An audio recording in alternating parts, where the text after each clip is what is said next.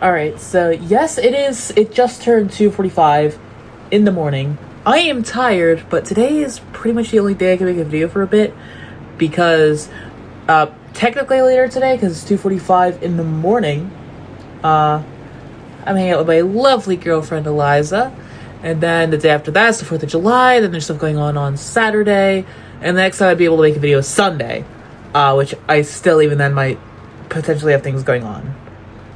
But I do have a new Hot Wheels display. Dollar General Dollar General for the win. Like, seriously, this thing sat in the corner for 4 months. The last time they sold a car was that fished and shipped all the way up there. That was the last time they sold a Hot Wheels car, and that was freaking back in like March or something. I don't even know. It was a while ago. But they let me have it because it just sat there, no cars being sold, in the corner for 4 months, and they finally let me have it. But anyways, we have the Tampa GT, and I don't want to open the phone again, but we are finally gonna modify this thing in the car club because it does have, the goodies. So apparently this thing does like a burnout and a wheelie at the same time. But personally, oh, there it is. Okay, this thing is just crazy, but I feel like with HSW, yeah, it has HSW, it's gonna get a lot crazier. I think there's only 2 classic muscle cars with HSW. This and the Arbiter GT, but the Arbiter GT sucks. I had one for 5 minutes with HSW because the entire time it was swaying back and forth. I really hope this isn't the same case. Please don't let this be the same case, okay, Tampa? But I do absolutely love this thing because it's supposedly based on the Plymouth Belvedere, and you know how much, if you don't already know, I love the Belvedere so much. But we do have HSW, and it's on discount, still $630K, so normally it'd be 1.26 million. No thanks. Alright, we're also gonna get a lock-on jammer, all the goodies. Let's see, we could do suspension.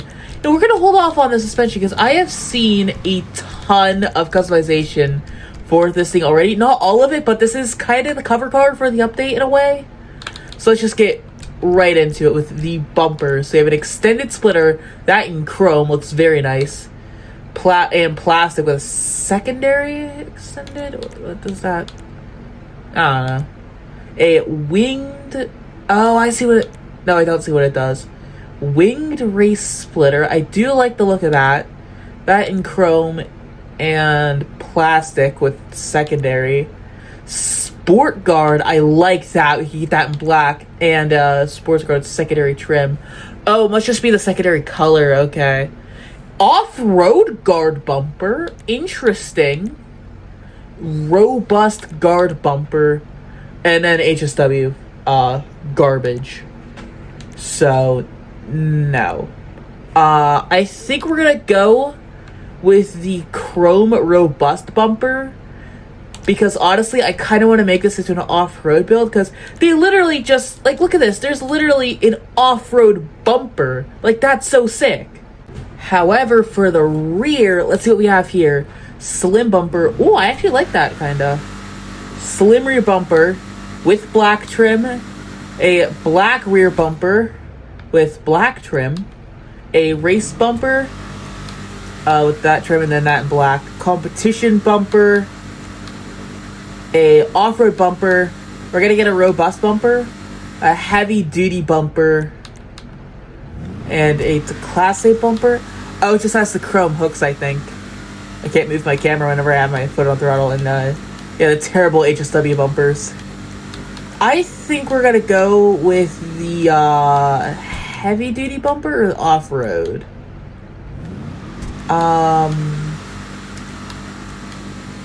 I think we're gonna go with the heavy duty bumper because it matches better with the robust bumper. We already did our engine. Now the exhaust. We have oval exhaust, which is literally just stock. But chrome. You can also have those carbon wrapped chrome, and basically the same thing with carbon. Side exits. You can also get those in carbon. Slanted side pipes and that in titanium. Wow, that's crazy. Touring. Ooh. And carbon triple tip. Touring triple tip and then carbon triple tip. I think we're gonna go with the side exits for the to keep it off-road. Now for the grill. We cannot see the grill because of the bumper. We have a grill with slats and that in plastic. Plastic with chrome slats, plastic with secondary slats. So it's literally just like the stock grill, but with more slats. Understandable. Slender vertical grill. Plastic slender vertical. Plastic with chrome slender. So it's just like the same bumper, but just like remixing parts of it in secondary and stuff. None of these bumpers are really none of these grills are really speaking to me. But I didn't really look into them. I think I like the plastic with chrome razor. Don't know what the difference is. I think we're gonna go with the plastic with chrome razor, I think. Out of my brain. I am very tired. But honestly, I do like the more slats with the chrome. I did not want to do that. Now the hood is where things can get interesting. So we have a vented hood. That in secondary. Ooh, I actually love that a lot. We might go with something like that. Carbon. A shaker hood. Not really a shaker. That in secondary. And that just the shaker in carbon. Street hood. So these are just different scoops and stuff. And then just the scoop in carbon. And intake. That in secondary. And that's very weird. Having the intake in carbon. That's really weird. Of course we have blowers and stuff. Is that it does function all right. Even though one thing I do notice is the red things stay in position while the engine shakes, which I find kind of funny. And then just the HSW crap, the forged carbon does not look good. But what does look good is these secondary hoods. So I think we're gonna go with the secondary street hood, because the scoop, it is bigger, but is it the biggest? I don't know, but I do like it the best, more than. All right, I'm gonna sit like this. So now let's see what the liveries are. So you have black stripes, white stripes. I already like the liveries a lot. These two specifically. Racing stripes, which adds stripe down the middle and a thing at the back. Ooh, I really like the weekend racer. I feel like that's gonna match the vibe for the build. Weekday racer. Oh, I see what they did there, because it's light like day. Okay, pro stock. The Monarch, and we have like racing liveries and stuff. Chief, lowrider detailing, and then two HSW ones. I think we're gonna go with weekend racer. It'd be really nice if there was a rusty livery, honestly. I feel like that matches thing a lot. But I do like the weekend racer. I think we're gonna paint this thing orange. I can do that. We're gonna go back to the respray though, or get to the respray. The mirrors, we have round alternate mirrors, square alternate mirrors, rounded wing mounted mirrors, torpedoes, and then race wing mounted. I would say the square alternate is the best. That's the one that matches the build the best. We're also gonna go with a black plate and like that, because I really want to do orange and black. So I think we're actually gonna go with metallic orange, metallic sunrise orange, I think.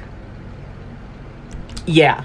And then the secondary color, let's go with matte black. Actually, oh, that's a little. This is add a little thing on the hood. Let's see. Oh, it does. The livery does add something on the hood. That's cool. But we are unfortunately going to ruin that, and you won't be able to see it. Actually, you can kind of see it. It's very, very faint, but you can kind of see it. But I don't really like it though, because it doesn't really go with our hood. So we are going to go with matte black. And for the trim color, I think this thing had a cream trim before. Or yeah, cream interior. So for the interior color, maybe like brown? Like, there's not really any good browns other than Beechwood Brown. So I think we are gonna go with that. And we're not gonna, actually the chrome, does it put that in that? It doesn't put it in the circle. I might do it if it goes in the circle. Alright, now let's do the roof. We have a roof rack, that'll work. Classic roof rack, that'll also work. A roof rack with luggage, that's actually really tiny. For like the rest of the car, that is a tiny roof rack. Maybe they meant to make it bigger, or maybe that's actually how tiny they meant to make it. We have a surfboard, a rugged rack roof basket, and that in Mark II. We're going to do Mark II because it has rugged in the name. Then we have spoilers, a custom ducktail, that secondary. I feel like we will do a secondary wing. I don't know if I'll go with this one though. Then that in plastic and carbon. Then we have a full ducktail called the street ducktail. That in the same finishes. A race ducktail. Yep, same finishes. Competition ducktail, same finishes. A massive ducktail. Wow.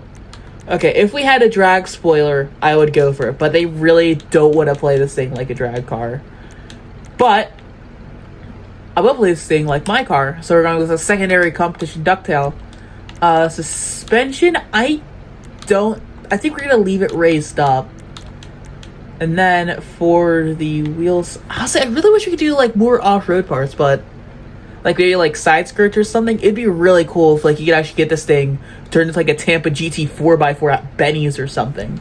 But we definitely gotta throw this thing on some off-road wheels for sure. So the thing is, I think off-road wheels, are they okay? They're the exact same rim size as the stock wheels. The off-road wheels are maybe a little bigger. I can't tell me, they might actually be a little smaller. I don't know. But I definitely do gotta pick something. I think Nevis, like, honestly, the Nevis wheels are perfect because they're cheap and overall they do look pretty good on a lot of cars. Or even Cairngorm? I never knew how to say that. And I never really cared. Okay. Amazon, like maybe the 6-slot wheels would look good too. Steelies, maybe Steelies? Like Steelies with holes in them. So like this, the concave Steely, I think would look good. I don't know if the beadlock, no. I mean, I kind of feel like beadlock, all of these wheels work really well actually. Like it's hard to choose. Because with some cars, like, no other wheel options fit, but with some, every wheel option fits, so you have to choose the one that fits the best. But I never put these wheels on anything, so I feel like they would go perfect here. Is that corn kernel? Oh my god, I think I just had a piece of corn in my mouth. Because I went to go see the new Mission Impossible on Monday. But we are going to paint the wheels white, and we are going to do custom tires, I think, I guess. Actually, yeah, we will. Alright, and that is this thing done. So overall, I would say you either have off-road build or you have full-on muscle build. You could do maybe like, actually there is no drag build. I guess it's either off-road build or it's just straight up like race car build. Not really anything lowrider either because the suspension doesn't get that low. I don't want to shoot you. The issue with this gate, they make you pay $8 a month for a garage and you have to shoot the gate open. So you always scratch your car going out. But I really want to see how this thing drives with it. Oh my god, it is undrivable. Holy. But, okay, also, like, you saw the, whoa, okay. This thing wheelies like the Vigero ZX, because I think I did show in that video that I made like a while ago, like maybe a year or two ago, the wheelies that thing did. And it's just like this. Like, it goes all the way past the rear end. It literally tries to flip itself over. Holy crap. That is nuts. Also, it is completely rear-wheel drive. Some cars in GTA, they are, like, typically, like, 70% rear-wheel drive, 30% front-wheel drive for a 70-30 balanced all-wheel drive. That's what I'm trying to say. They're all-wheel drive, but like rear biased. This is just flat-out rear-wheel drive. And HSW. I will give it this though. It's very stable. It doesn't turn very well, but it does float very nicely. Like, this thing, it's very agile. It's actually, like, nice to drive. I'll give it that. Like, this thing is genuinely nice to drive. It's, like, even with the, whoa. Like, it's on stock suspension. The body roll, it's not as much as you think. It's there, but it's not a complete boat. I mean, it is a boat, but not as much of a boat as you'd expect it to be. It's genuinely a great car. Like, this thing, I'm actually enjoying driving this. Alright, now we're around one of my favorite off-road courses, which is basically just in Sandy Shores. It basically just runs along the train tracks here. And honestly, I feel like this would be a great test for this thing, because for some reason, hey, let's do that again. Like, for some reason, it does better on dirt, and I don't know why. The acceleration, because you saw that first launch, we absolutely sent it sideways.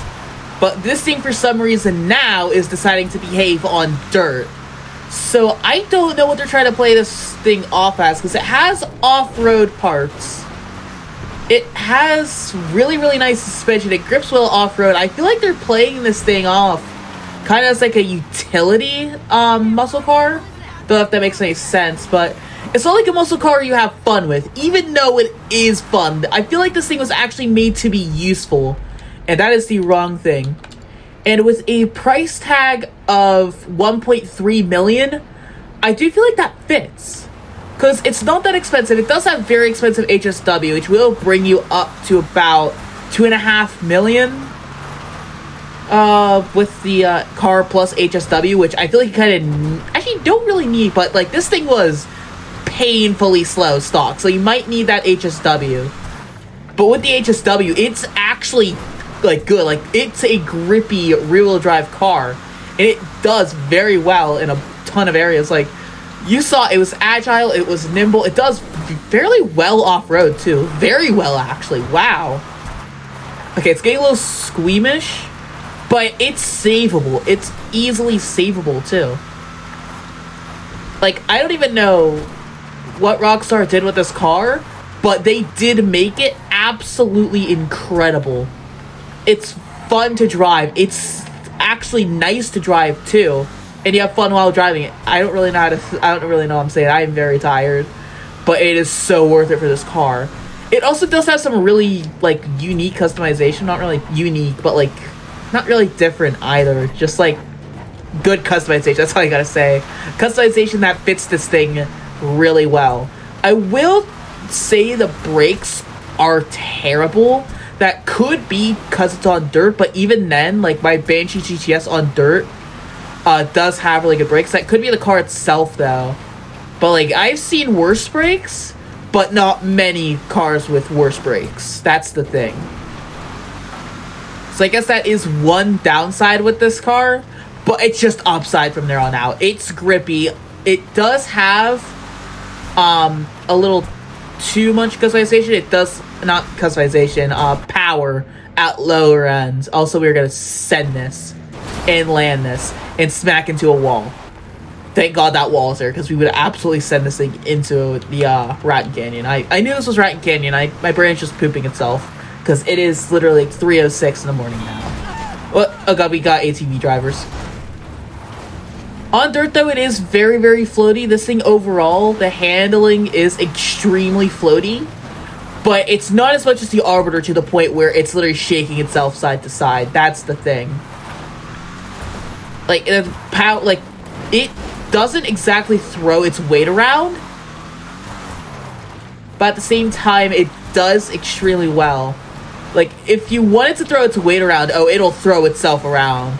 But if you want it to grip up, then it will absolutely lay down the power. It's so nice. Honestly, I am genuinely, like, in love with this car.